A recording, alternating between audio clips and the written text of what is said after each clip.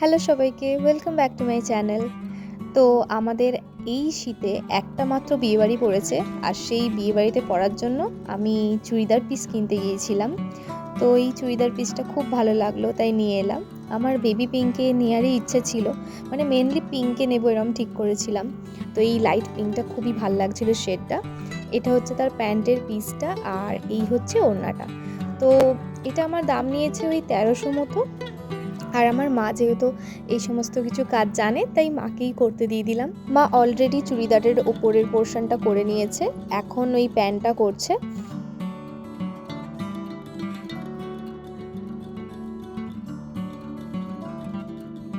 তো মা ওদিকে যখন আমার চুড়িদারটা করছিল, আমি ভাবলাম রাতে একটুখানি পাস্তা খাবো, তাই পাস্তাটা করতে চলে এসেছি। এখানে পাস্তা বয়েল করতে দিয়েছি, আর আজকে আমার পাস্তার সসটা আমি বানাবো আলু দিয়ে। তো এটা একটা ইটালিয়ান ডিশ, পাস্তা আমরা সবাই জানি, তবে সেটা আলু দিয়েও খুব ভালো হয়, এবং ইটালিয়ানরা আলু দিয়েও এই ডিশটাকে খুব সুন্দর করে করে। তো আমি কিছুদিন আগে অ্যাকচুয়ালি আলুর স্যুপ বানিয়েছিলাম, আর সেই থেকে মাথায় এলো যে এই আলুর স্যুপটা যদি আমি পাস্তাতে অ্যাপ্লাই করি, মানে পাস্তার সস হিসেবে অ্যাপ্লাই করি, তাহলে কিন্তু মন্দ হয় না। আর সত্যি দেখলাম যে এরকমভাবেও ইটালিয়ানরা পাস্তা তৈরি করে। তো আমি সেই জন্য লেগে পড়লাম যে আজকে ওই আলুর স্যুপ দেওয়া পাস্তাটা করে খাবো। তো প্রথমে কড়াতে আমি তেল দিয়ে আর রসুন কুচিগুলো দিয়ে দিলাম। এবার একটুখানি ভাজা হয়ে যেতে আমি এর মধ্যে আলুগুলো দিয়ে দিলাম। আলুগুলো এরকম ছোট ছোট করে কাটবে, পরে গিয়ে এই আলুগুলোকে আমরা ব্লেন্ড করব। এবার এর মধ্যে দিয়ে দিলাম পেঁয়াজ কুচি, আর এটাকেও একটুখানি ভেজে ভেজে নেব। তারপর দিয়ে দিচ্ছি 1 চামচ মতো নুন, আর এবার দিয়ে দিলাম গোলমরিচ গুঁড়ো। এই রান্নায় আসলে বেশি কিছু মশলা লাগেই না, মেন মশলা বলতে এই গোলমরিচটাই থাকে। তারপর এটাকেও একটুখানি নেড়ে চেড়ে আমি ঢাকনা দিয়ে দিলাম, যাতে আলুগুলো একটু সেদ্ধ হয়ে যায়। তো এই 1-2 মিনিট মতন ঢাকনা দিয়ে রেখেছিলাম। তারপর আমি এর মধ্যে দিলাম দুধ। তো এই 3 থেকে 4 চামচ মতো দুধ ইউজ করেছি, জাস্ট এর ফ্লেভারটাকে এনহ্যান্স করার জন্য। তো এই দুধটা দেওয়ার পরও আমি এটাকে ঢাকনা দিয়ে দেবো, যাতে আলুটা আরও একটু সেদ্ধ হয়ে যায়। তারপর ঢাকনা খুলে যখন দেখবে আলুগুলো ভালোভাবে সেদ্ধ হয়ে গেছে, তখন এটাকে এরকমভাবে ব্লেন্ডারে নামিয়ে নেব। তারপর এটাকে একটা স্মুথ পেস্ট তৈরি করে নেব, ঠিক এরকমভাবে। আর ওই একই ফ্রাইং প্যানে আমি এটাকে দিয়ে দিচ্ছি। তো পেস্টটা অনেকটাই শক্ত হয়েছে, মানে আর কি একটু বেশি বসা হয়ে গেছে।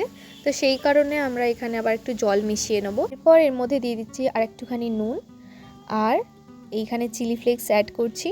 তো আমার কাছে চিলি ফ্লেক্স সেরকম মার্কেটেরটা ছিল না, তো আমি এরকম শুকনো লঙ্কাকে একটুখানি গরম করেছি, তারপর সেটাকে এভাবে কাঁচি দিয়ে কেটে কেটে দিয়ে দিলাম। তো এবার দেখতেই পাচ্ছ সসটা কিন্তু ফুটতে ফুটতে আবারও গাঢ় হয়ে গেছে। তো এর মধ্যে আরও একটুখানি জল দিয়ে দিলাম, কারণ আমার কনসিস্টেন্সিটা একদম ঠিকঠাক মতো চাই। তো এখানে না কিছু কিছু আলু মানে আর কি রয়ে গেছিলো, তো তোমরা দেখবে যেন খুব ভালোভাবে ওটা ম্যাশড হয়। তারপর আমি এখানে একটুখানি ধনেপাতা কুচি দিয়ে দিচ্ছি। বাঙালি বাড়িতে পার্সলে পাতা না থাকলে যা হয়, মানে মেনলি এখানে পার্সলে দেওয়া উচিত। আর এর মধ্যে ইটালিয়ান হার্বস হিসেবে অরিগ্যানো দেওয়া যেতে পারে, বা অল পারপাস সিজনিং দেওয়া যেতে পারে, বাট সেগুলো কিছুই বাড়িতে ছিল না, তাই আমি আর দিলাম না। এরপর আমি যে পাস্তাটা, মানে আর কি আমার এখানে ম্যাকারনিটা ইউজ করেছি, বা তোমরা যে কোনো পাস্তা ইউজ করতে পারো, সেটা এবারে বয়েল করা ছিল, তো দিয়ে দিলাম। এবার ভালোভাবে এটাকে সসের মধ্যে মিক্স করে নেব। ব্যাস, তাহলেই আমার পাস্তা একদম রেডি। এবার পাস্তাটাকে আমি সুন্দর করে বোলের মধ্যে সাজিয়ে নেব। একটু সুন্দর করে সাজিয়ে খেলে, মানে আর কি এরকম একটু ফ্যান্সিভাবে খেতে বসলে আমার তো খুবই ভালো লাগে। আর এই পাস্তার সাথে আমি দেখেছি রেস্টুরেন্টে কি সুন্দর টোস্ট দেয়। তো আমার কাছে তো সেরকম টোস্ট ছিল না, মানে কি বলবো, ঘরে পাউরুটি ছিল। এবার আমি যে ভুলটা করেছি, ওটাকে এমনি শুকনো খোলায় সেঁকে নিলে হয়ে যেত, বাট আমি তো সেই, মানে কি বলবো, বুদ্ধি একেবারে গেছে আমার মাথা থেকে। আমি ওই একই ফ্রাইং প্যানে ওটাকে টোস্ট করতে গিয়ে সেটা আরও সগি হয়ে যায়। তো অগত্যা আমাকে পাউরুটি দিয়েই খেতে হয়েছিল এই পাস্তাটা, বাট খেতে কিন্তু দারুণ হয়েছিল। সত্যি বলছি, মানে তোমরা একবার ট্রাই করে দেখো, হেব্বি লাগবে। শীতের সন্ধ্যাবেলায় এরকম একটা ডিনার হলে কিন্তু খুব ভালোই জমে যায়। তো তোমরা অবশ্যই এটাকে বাড়িতে ট্রাই করো, আর কেমন হয়েছে আমাকে অবশ্যই জানিও। দেখা হচ্ছে তাহলে পরের একটা ভিডিওতে, ততক্ষণ অবধি ভালো থেকো অ্যান্ড বাই বাই।